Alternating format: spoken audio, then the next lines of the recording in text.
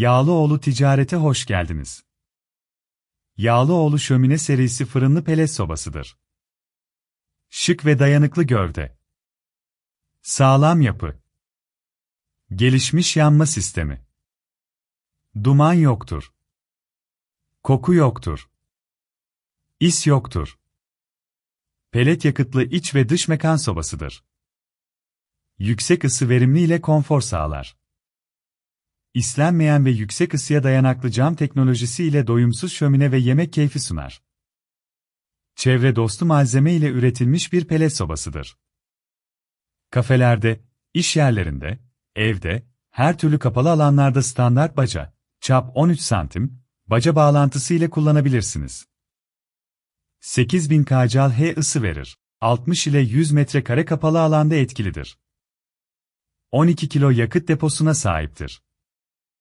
Isı ayar klepesi mevcuttur. Duman ve koku yapmamaktadır. Şömine modelimiz 6 milim 8 milim yakar. Duman ve kokunun olmaması için %100 odun talaşından imal edilmiş pelet kullanılmalıdır. Fırınlı modeldir. 40 kilodur. Yükseklik 91 santim, genişlik 49 santim, derinlik 60 santim. I look at you and it's easy to see. You are that someone I've been trying to meet. I got your number, won't you pick up the phone? Don't leave me hanging on the dial tone. Think back to the night that we met. Jumping in the pool, talk to you, dripping wet.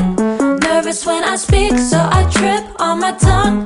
Never thinking you would be my number one. Nervous